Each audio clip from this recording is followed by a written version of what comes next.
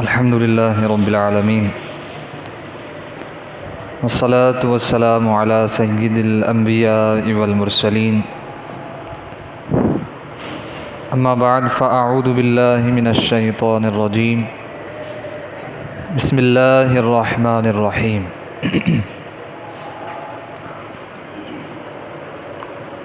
قال الله تبارك وتعالى في القرآن المجيد وفرقان الحميد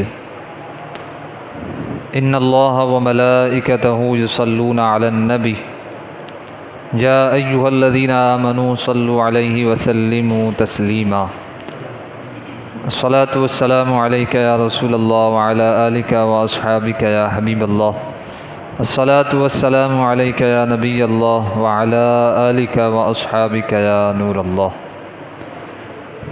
نبی اکرم نور مجسم شاہ بنی آدم رسول محتشم صلی اللہ تعالیٰ علیہ وآلہ وسلم کا فرمان عالی شان ہے، جس نے یہ کہا جزا اللہ عنا محمدا ما هو اہلہ، تو 70 فرشتے 1000 دن تک اس کے لیے نیکیاں لکھتے رہیں گے۔ مومنوں پڑھتے نہیں کیوں اپنے آقا پر درود، ہے فرشتوں کا وظیفہ الصلاۃ والسلام۔ ایک بار عقیدت و محبت کے ساتھ حضور علیہ الصلاۃ والسلام پر درود و سلام پیش کریں۔ صلو علی الحبیب صلی اللہ تعالی علی محمد صلی اللہ تعالی علیہ وآلہ وصحبہ وبارک وسلم صلاۃ و سلام علیک یا رسول اللہ صلی اللہ تعالی علیہ وآلہ وصحبہ وبارک وسلم۔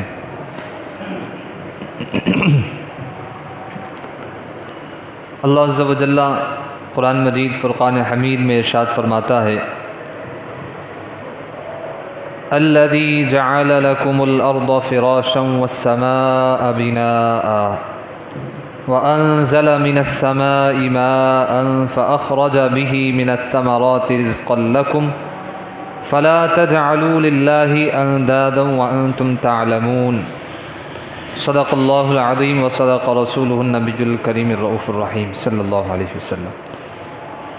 پیارے اور محترم اسلامی بھائیوں، ہم نے پارہ 1 سورۃ البقرہ کی آیت نمبر 22 سننے کی سعادت حاصل کی ہے۔ اس سے پچھلی آیت کریمہ میں چند چیزیں بیان ہوئی تھیں کہ اللہ پاک ایک ہے، اس نے تمہیں بھی پیدا کیا، تم سے پہلے لوگوں کو بھی بنایا، صرف وہی ایک خدا عبادت کے لائق ہے، لہٰذا اے لوگوں صرف اور صرف اسی رب کریم کی عبادت کرو، اور یہ بھی یاد رکھو کہ اس عبادت کا فائدہ اللہ پاک کو نہیں ہوگا کہ وہ تو بے نیاز ہے، بلکہ عبادت کا فائدہ تمہیں ہی ہوگا کہ تمہیں تقوی جیسی انمول دولت نصیب ہو جائے گی۔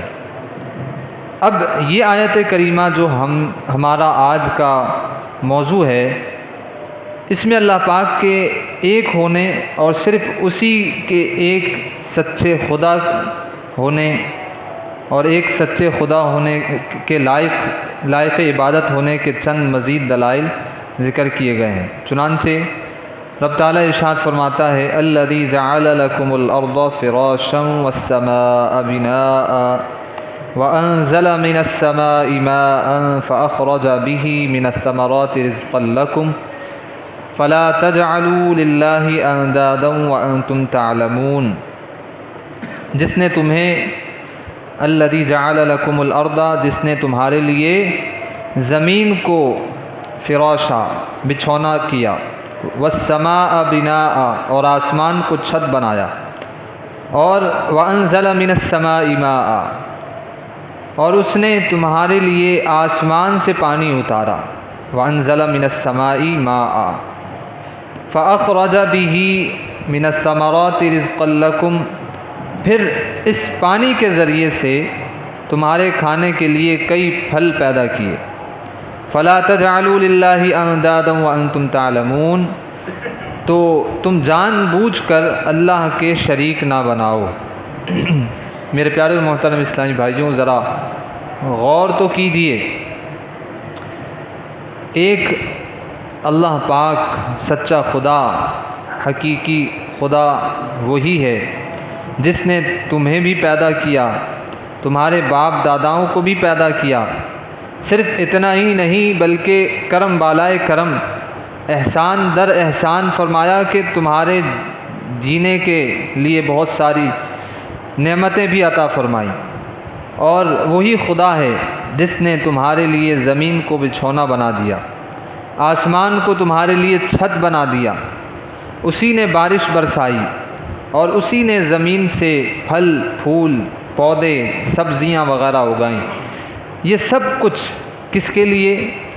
صرف تمہارے لیے، تاکہ تم زمین میں چلو پھرو، یہاں رہائش اختیار کرو، پھل پھول پودوں وغیرہ سے توانائی حاصل کرو۔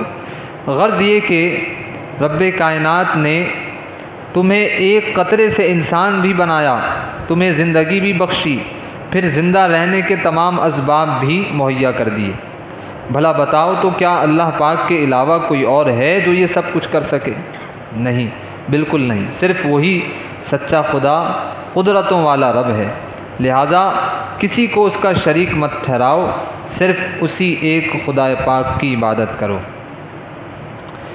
میرے پیارے اور محترم اسلامی بھائیوں، ذرا غور کیجئے، کتنے پیارے اور بالکل آسان انداز میں توحید کا مسئلہ سمجھا دیا گیا۔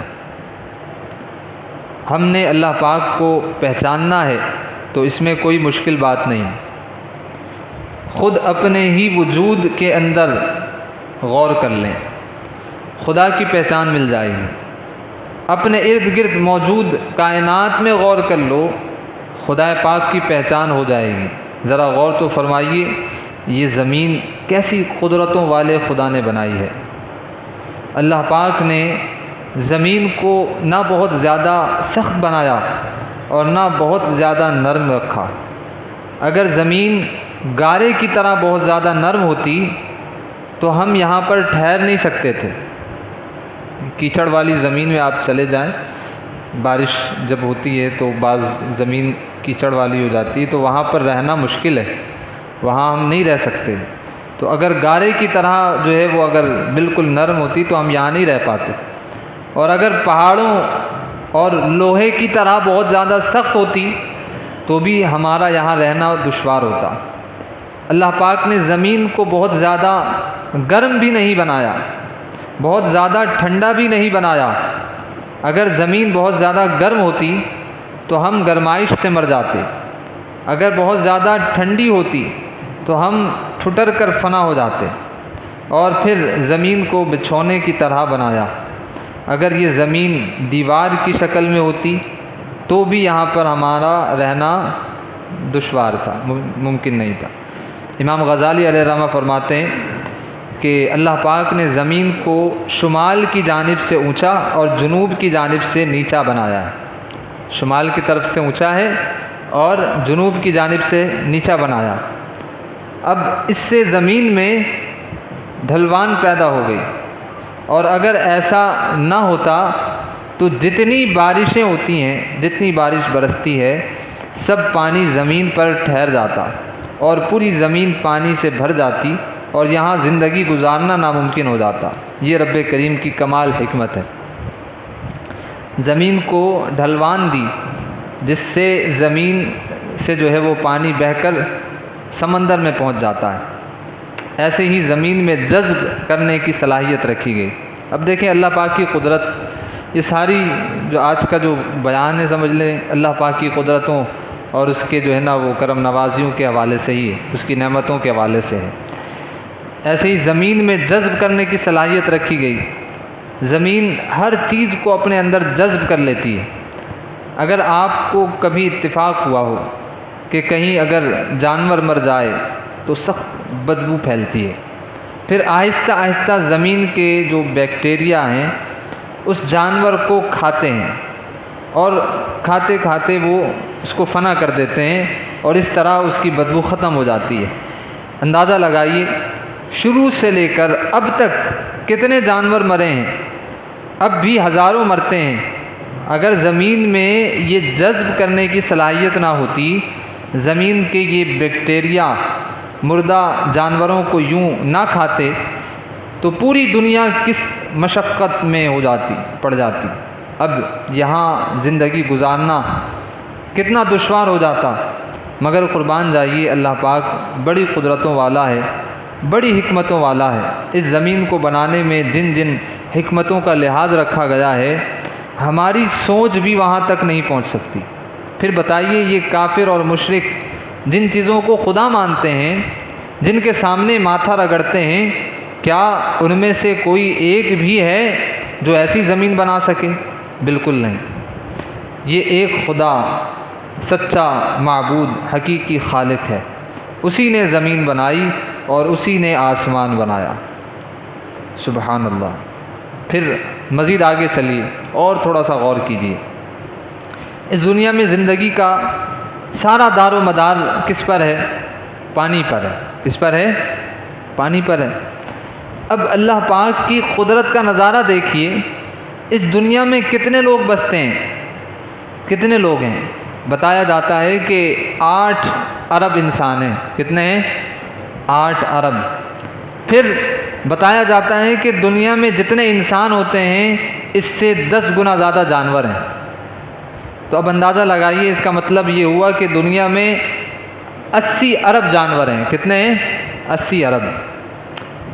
اور پھر بتایا جاتا ہے کہ دنیا میں جتنے جانور ہیں اس سے 10 گنا زیادہ پرندے ہوتے ہیں، لہٰذا 800 ارب پرندے ہیں، اور پھر اربوں کھربوں پودے ہیں، اور ان سب کو روزانہ پانی چاہیے۔ ظاہر سی بات ہے، یہ سارا نظام چل رہا ہے، ان سب کو روزانہ پانی چاہیے۔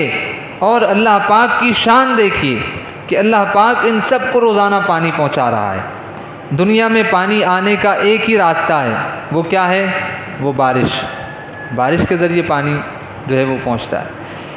آپ کہیں گے دنیا میں کنویں بھی ہیں، آبشاریں بھی ہیں، دریا بھی ہیں، لیکن ذرا سوچئے کہ یہ سب بنے کیسے ہیں؟ دریا، آبشار اور یہ جو پہاڑوں سے پانی نکل رہا ہے، یہ کیسے پانی نکل رہا ہے؟ اس میں ذرا غور کیجئے تو اس زمین کا تقریباً 67% یعنی 67% پانی ہے، مگر وہ پانی ہمارے استعمال کا نہیں ہے۔ یعنی سمندر کتنا ہے؟ 67، یعنی 67% جو ہے وہ زمین کا حصہ پانی پر مشتمل ہے، لیکن وہ پانی ہمارے کوئی استعمال کا نہیں ہے۔ ہم اس کو پی نہیں سکتے کہ وہ بہت کھارا اور نمکین ہے۔ مگر خدا کی شان دیکھیے ذرا، اسی پانی سے بخارات بنتے ہیں، اسی پانی سے بخارات بنتے ہیں، اڑتے ہیں اور بادلوں پر اوپر آسمان کی طرف جاتے ہیں۔ قدرت کا عجیب کرشمہ دیکھیے، روزانہ کروڑ گیلن پانی اوپر جا رہا ہے، بادلوں میں جمع ہو رہا ہے۔ آپ میں سے کئی لوگوں نے جہاز میں سفر کیا ہوگا، جب ہم جہاز میں بادلوں کے اوپر سے جا رہے ہوتے ہیں تو اس کروڑ گیلن پانی کے اسٹور ہونے کی کوئی جو ہے وہ ٹینکی ہمیں نظر نہیں آ رہی ہوتی۔ اب یہ کہاں اسٹور ہو رہا ہے؟ یہ سب بادل کے اندر رب تعالیٰ جو ہے اس کو اسٹور کر رہا ہے، پانی کو۔ سبحان اللہ۔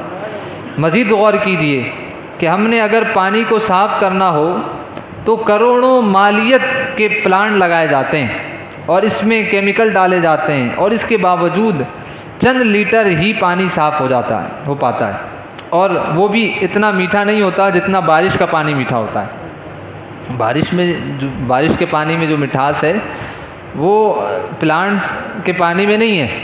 ذرا غور کیجئے، غور کرنے کا مقام ہے۔ پانی جب اوپر گیا تو انتہائی کھارا اور نمکین تھا، مگر جب بارش کی صورت میں واپس آیا تو دنیا کا بہترین منرل واٹر جو ہے وہ بن کر اترا۔ اب اس بارش کے پانی کو قرآن کریم میں بھی مبارک کہا گیا، وَأَنزَلْنَا مِنَ السَّمَاءِ مَاءً مُبَارَكًا، ہم نے آسمان سے مبارک پانی اتارا۔ اب یہاں ایک اور مسئلہ ہے، بخارات چونکہ سمندر سے اٹھتے ہیں لہٰذا بارش اسی جگہ برسے گی جہاں سمندر ہیں، لیکن دنیا میں کئی ایسے شہر، ایسے ملک ہیں کہ جہاں سمندر ہی نہیں ہے، تو اس جگہ پر پانی کیسے پہنچے گا؟ تو اللہ پاک نے ٹرانسپورٹیشن سسٹم بنا دیا۔ اور ہوا بادلوں کو لے کر ادھر جاتی ہے جہاں سمندر نہیں ہوتے، اور وہاں جا کر یہ پانی برستا ہے۔ اب پانی تو نیچے آ گیا، مگر ایک اور مسئلہ ہے کہ جتنی ہمیں ضرورت تھی اتنا ہم نے استعمال ہم کر لیتے ہیں، اور باقی جو پانی ہے وہ ضائع ہو جاتا ہے۔ سبحان اللہ، اللہ پاک کی قدرتوں کے قربان کہ اس رب کریم نے زمین کو یہ صلاحیت دی ہے کہ زمین پانی کو چوس لیتی ہے، اور اب زمین کے اندر پانی جمع ہے۔ ہمیں جب بھی ضرورت پڑتی ہے ہم بورنگ کے ذریعے پانی نکال لیتے ہیں۔ سبحان اللہ۔ پھر دنیا کے جتنے ٹھنڈے علاقے ہیں، یہی بارش جب وہاں پر برستی ہے تو پانی برف بن کر جمع ہو جاتا ہے، اور گلیشیئر بن کر وہ اسٹور ہو جاتا ہے۔ اور پھر سردیوں میں پانی جو ہے وہ کم چاہیے ہوتا ہے تو ہمارا گزر ویسی ہو جاتا ہے کم پانی میں، مگر جب گرمیوں میں پانی کی ضرورت جو ہے وہ بڑھ جاتی ہے تو پھر دیکھیں قدرت کا نظام، وہ جو اسٹور کیا ہوا برف کی شکل میں پانی تھا وہ گرمیوں کی شدت سے وہ کیا ہوتا ہے، پھر پگھلنا شروع ہوتا ہے۔ سبحان اللہ۔ اور وہ برف پگھلتی ہے، آبشار بنتے ہیں، ندیاں چلتی ہیں، نہریں بہتی ہیں، دریاؤں کے ذریعے دنیا کے مختلف خطوں میں پانی پہنچا دیا جاتا ہے۔ اللہ اکبر کبیرہ۔ جو ہمیں ندی کے ذریعے، کنویں کے ذریعے، موٹر پمپ کے ذریعے پانی ملتا ہے، یہ سارا پانی بارش ہی کے ذریعے ہم تک پہنچتا ہے۔ جی، سارا پانی کس کے ذریعے پہنچ رہا ہے؟ بارش کے ذریعے۔ اب دیکھیں یہ کتنا وسیع نظام ہے جو رب کائنات نے بنا دیا ہے، اور یہی نعمت ہے جس کے متعلق اللہ تعالیٰ فرماتا ہے وَأَنزَلْنَا مِنَ السَّمَاءِ مَاءً، اور اس نے آسمان سے پانی اتارا۔ اللہ اکبر کبیرہ۔ جس نے آسمان سے پانی برسایا، کروڑوں اربوں کھربوں مخلوق ہے، ان سب کی ضرورت کے مطابق روزانہ پانی پہنچ رہا ہے۔ ذرا بتائیے تو کیا اللہ پاک کے علاوہ کوئی اور ہے جو ایسا وسیع نظام قائم کر سکتا ہو؟ بالکل نہیں، بالکل نہیں، ایسا کوئی نہیں ہے۔ یہ صرف ایک سچے خدائے پاک ہی کی قدرت ہے، اور کسی میں ایسی طاقت نہیں ہے۔ اللہ اکبر کبیرہ۔ کسی شاعر نے کیا خوب کہا، خلقت جب پانی کو ترسے، رم جھم برکھا برسے، رم جھم برکھا برسے، ہر ایک پر رحمت کی نظر ہے، یا اللہ یا اللہ۔ سبحان اللہ۔ میرے پیارے محترم اسلامی بھائیوں، یہ اللہ پاک کی قدرتیں، اور ان میں جتنا غور کرتے چلے جائیں گے صرف حیرت ہی میں اضافہ ہوتا چلا جائے گا۔ بندہ حیرت میں پڑ جائے گا، یار یہ سارا نظام کس طرح سے چل رہا ہے، اللہ پاک کس اندازے سے، ساری چیزیں بالکل اندازے سے چل رہی ہیں، اس میں کوئی آگے پیچھے نہیں ہے۔ سورج روزانہ مشرق سے نکلتا ہے، مغرب میں جو ہے وہ ڈوبتا ہے، ایسا نہیں کہ کبھی مغرب سے نکلا ہو۔ قرب قیامت وہ ایک وقت آئے گا جب مغرب سے سورج نکلے گا، لیکن یہ سارا نظام جو چل رہا ہے ہم دیکھ رہے ہیں، سردی، گرمی، موسم بہار اور خزاں، یہ سب چل رہا ہے نا یہ نظام۔ پھر چاند کا جو ہے وہ پورا ہونا، پھر گھٹنا، صحیح۔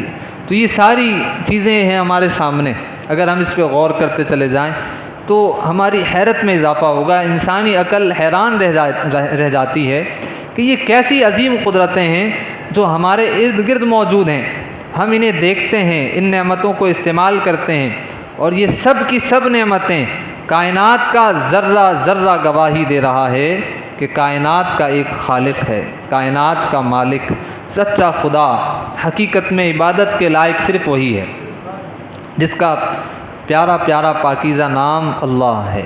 کسی عربی شاعر نے بڑا خوب کہا، وفی کل شیء لہ آیہ، ہر چیز میں اس کی قدرت کا نشان موجود ہے۔ وفی کل شیء لہ آیہ تدل علی انہ واحد، ہر چیز بتاتی ہے کہ وہ ایک سچا خدا ہے، ہر چیز بتاتی ہے۔ اللہ، سبحان اللہ، سبحان اللہ۔ میرے پیارے محترم اسلامی بھائیوں، آئیے بہت ہی پیارا واقعہ ہے، مناظرہ ہے امام شافعی علیہ الرحمہ، اللہ پاک کے واحد اور یکتا ہونے کے حوالے سے۔ امام شافعی علیہ الرحمہ جو کہ 4 اماموں میں سے مشہور امام ہیں، ہم جن کے مقلد ہیں وہ کون ہیں؟ امام اعظم ابو حنیفہ رحمۃ اللہ تعالی علیہ۔ ان کا نام کیا ہے؟ نعمان بن ثابت۔ اچھا، پھر امام مالک رحمۃ اللہ تعالی علیہ، یہ بھی امام ہیں۔ پھر امام شافعی کا درجہ، اور پھر اس کے بعد یعنی عمر کے اعتبار سے بھی یہی ترتیب ہے، اور پھر امام شافعی علیہ الرحمہ ہیں، اور پھر اس کے بعد امام احمد بن حنبل۔ تو امام شافعی علیہ الرحمہ بہت اللہ کے یعنی متقی عالم بعمل، متقیوں کے سمجھ لیں پیشوا۔ اور امام شافعی رحمۃ اللہ تعالیٰ علیہ کے پاس کچھ غیر مسلم آ گئے ایک بار، انہوں نے امام شافعی علیہ الرحمہ سے سوال کیا، بڑا پیارا واقعہ ہے۔ سوال کیا تھا؟ سوال یہ کیا کہ بتائیے خدا کے وجود کی کیا دلیل ہے، خدا موجود ہے اس کی کیا دلیل ہے؟ تو شاید امام شافعی علیہ الرحمہ اس وقت کسی شہتوت کے درخت کے قریب ہوں گے، تو آپ نے فرمایا یہ شہتوت کا درخت ہی میرے قادر اور قیوم اللہ کے وجود کی دلیل ہے۔ تو غیر مسلم بولے وہ کیسے؟ فرمایا دیکھو اس شہتوت کا پتا اگر ہرن کھا لے تو یہ مشک بن جاتا ہے، اس کا پتا اگر ہرن کھا لے تو وہ مشک بن جاتا ہے، اور اسی پتے کو اگر بکری کھا لے تو وہ دودھ کی صورت میں باہر آتا ہے، سبحان اللہ، اور اسی پتے کو اگر ریشم کا کیڑا کھا لے تو اس سے ریشم بن جاتا ہے۔ فَمِنَ الَّذِي جَعَلَ هَذِهِ الْأَشْيَاءَ كَذَلِكَ مَعَ أَنَّ الطَّبَاعِ واحد۔ تو وہ کون سی ذات ہے جو ایک ہی پتے کو اتنی شکلیں عطا فرما دیتا ہے، حالانکہ پتا ایک ہے، اس کی طبیعت ایک ہے، یعنی میٹیریل ایک ہے، بس کھانے والے جانور تبدیل ہو جائیں تو اس پتے سے مختلف چیزیں تیار ہو جاتی ہیں۔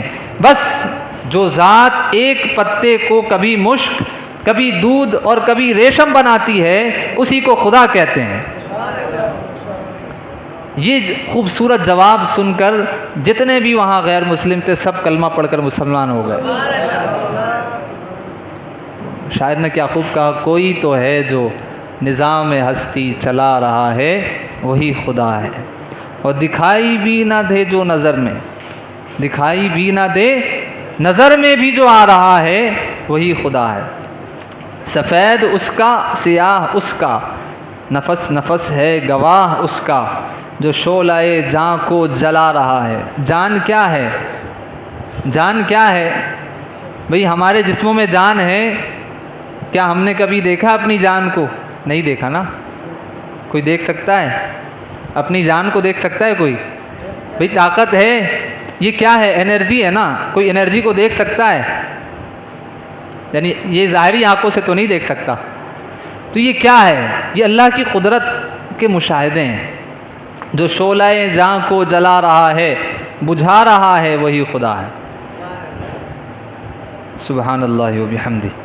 اسی طرح کا ایک بہت ہی پیارا واقعہ امام اعظم رحمۃ اللہ تعالیٰ علیہ کا۔ امام اعظم ابو حنیفہ رحمۃ اللہ تعالیٰ علیہ بہت عقل مند تھے۔ جو لوگ اپنی بے وقوفی اور بے عقلی کے سبب خدا پاک کے وجود ہی کا انکار کرتے ہیں، جن کا کہنا ہے کہ دنیا خود بخود اس کا نظام چل رہا ہے اور خود بخود یہ سارا نظام خود بخود چل رہا ہے، امام اعظم رحمۃ اللہ تعالیٰ علیہ نے اپنے دلائل کے ذریعے سے ان کا جینا دشوار کر دیا تھا، اور ایسے لوگوں کو اس وقت دہریے کے نام سے پکارا جاتا تھا، یہ دہریے ہیں۔ تو امام اعظم رحمۃ اللہ تعالیٰ علیہ کے یہ جان کے دشمن بن گئے۔ امام اعظم رحمۃ اللہ تعالیٰ علیہ تو امام اعظم ہیں، آپ کو رب تعالیٰ نے وہ علم عطا فرمایا تھا، وہ علمی مقام ہے آپ کا کہ امام شافعی فرماتے ہیں، یا غالباً ایک اور دوسرے امام شافعی علیہ الرحمہ کے حوالے سے، کہ آپ فرماتے ہیں کہ اگر امام اعظم دلائل کے ذریعے سے اس مٹی کے ستون کو چاہیں تو سونا ثابت کر دیں گے۔ اللہ نے وہ آپ کو مقام عطا فرمایا علم میں۔ تو امام اعظم رحمۃ اللہ تعالیٰ علیہ کے جان کے وہ دشمن بن گئے۔ ایک مرتبہ امام اعظم رحمۃ اللہ تعالیٰ علیہ مسجد میں اکیلے ہی تشریف فرما تھے، تو دہریوں نے موقع دیکھا تو تلواریں لے کر آپ کو شہید کر دینے کے لیے آ گئے۔ امام اعظم رحمۃ اللہ تعالیٰ علیہ نے بڑے اطمینان سے فرمایا، میرے ایک سوال کا جواب دے دو، پھر جو چاہو کر لینا، صرف ایک سوال کا جواب۔ اللہ اکبر کبیرہ۔ وہ بولے بتائیے کیا سوال ہے؟ اب سوال سنیے۔ فرمایا میں اس وقت ایک بڑی سوچ میں موجود ہوں، بڑی سوچ میں ہوں۔ وہ سوچ کیا ہے؟ ایک بہت ہی بڑی کشتی ہے جس میں طرح طرح کا تجارتی سامان ہے، مگر نہ کوئی اس کا نگہبان ہے اور نہ چلانے والا ہے، اور اس کے باوجود وہ کشتی مسلسل سمندر میں سفر کرتی ہے، سمندر کی طوفانی موجوں کو چیرتی ہوئی گزرتی ہے، روکنے کی جگہ پر رک جاتی ہے۔ اب دیکھیں انداز دیکھیں، روکنے کی جگہ پر کیا ہو جاتی ہے، وہ رک جاتی ہے، اور چلنے کی جگہ پر چلنے لگ جاتی ہے۔ اب وہ دہریے جو آپ کو شہید کرنے کے لیے آئے تھے وہ جھنجھلا کر بولے، آپ کس سوچ میں پڑ گئے؟ بھلا کوئی عقل مند انسان ایسا سوچ سکتا ہے؟ اللہ اکبر۔ امام اعظم رحمۃ اللہ تعالی علیہ نے فرمایا بس یہی تو بات ہے، میں بھی تو یہی کہتا ہوں کہ جب ایک چھوٹی سی کشتی بغیر چلانے والے کے نہیں چل سکتی تو یہ ساری دنیا، زمین آسمان، سورج چاند ستارے، سب کچھ اپنے کام پر لگے ہوئے ہیں اور پابندی کے ساتھ وقت پر موسم بدلتے ہیں، وقت پر رات آتی ہے، وقت پر دن چڑھ جاتا ہے، تو اتنی بڑی کائنات بغیر خالق و مالک کے کیسے چل سکتا ہے؟ ہاں، بغیر خالق و مالک کے یہ نظام کیسے چل سکتا ہے؟ تو یہ بات سن کر وہ سارے جو ہے نا وہ بالکل لاجواب ہو گئے۔ دہریے تھے وہ اللہ کے وجود کے انکار کرنے والے تھے، لیکن جب آپ نے یہ بات کہی تو کلمہ پڑھ کر مسلمان ہو گئے۔ آپ کے جانی دشمن تھے وہ آپ کے مرید ہو گئے، گویا کہ آپ کے ہاتھوں پر توبہ کر لی۔ اللہ اکبر۔ تو کوئی تو ہے جو نظام ہستی چلا رہا ہے، وہی خدا ہے، دکھائی بھی جو نہ دے نظر میں بھی آ رہا ہے، وہی خدا ہے۔ سبحان اللہ و بحمدہ۔ اسی طرح ایک مرتبہ امام اعظم رحمۃ اللہ تعالی علیہ سے سوال ہوا، اللہ پاک ہے، اس پر آپ کے پاس کیا دلیل ہے؟ اللہ پاک موجود ہے تو اس پر کیا دلیل ہے آپ کے پاس؟ آپ نے فرمایا تم نے دیکھا نہیں کہ والدین کی خواہش ہوتی ہے کہ ہمارے ہاں لڑکا پیدا ہو، لیکن اس کا الٹ ہو جاتا ہے، اچھا لڑکی پیدا ہو جاتی۔ کبھی والدین کی یہ خواہش ہوتی ہے کہ لڑکی پیدا ہو مگر لڑکا پیدا ہو جاتا ہے۔ بس وہ ذات جو انسانی خواہش پر پہرا لگا کر اپنی قدرت کا اظہار کر رہی ہے اسی کو اللہ کہتے ہیں۔ کسی کے سوچوں نے کب سراہا، وہی ہوا جو خدا نے چاہا، جو اختیار بشر پہ پہرے بٹھا رہا ہے وہی خدا ہے۔ سبحان اللہ و بحمدہ۔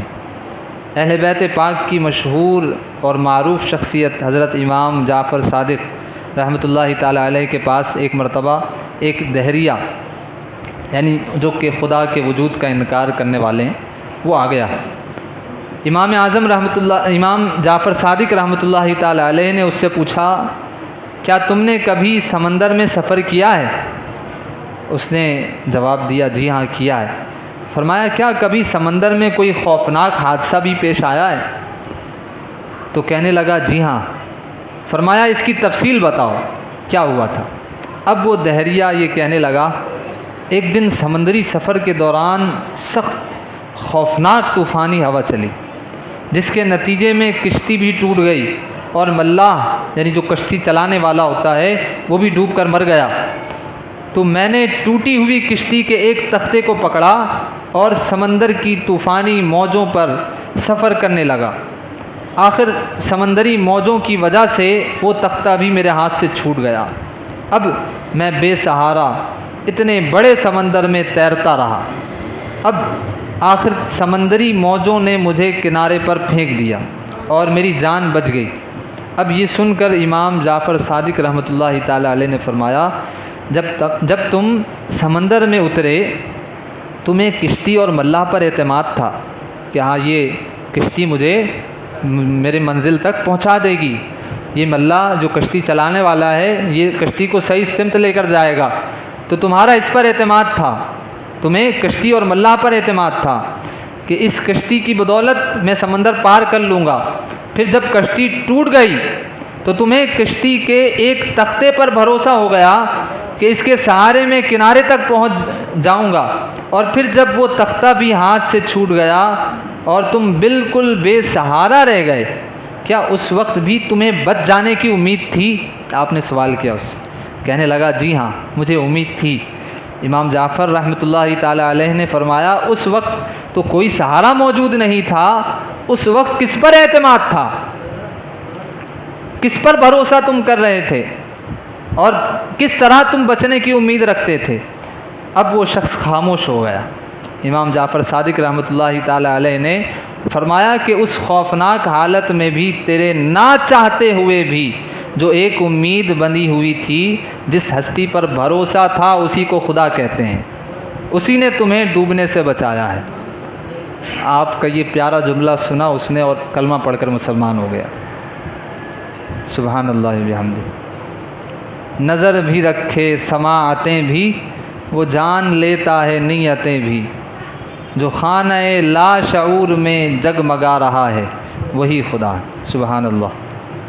میرے پیارے محترم اسلامی بھائیوں، خلاصہ یہ کہ اس دنیا کا ذرہ ذرہ، زمین آسمان، چاند سورج ستارے، پھل پھول پودے، بڑے بڑے درخت، بہتے دریا، موجیں مارتا سمندر، خود ہمارا اپنا وجود، ہماری چلتی ہوئی سانسیں، جو ہماری سانسیں چل رہی ہیں نا، یہ خود ہمارے ہاتھ اور پیر اور دیگر اعضاء، اگر ہم غور کریں تو یہ سب کچھ اللہ پاک کے وجود اور اس کے ایک ہونے کی واضح دلیل ہے۔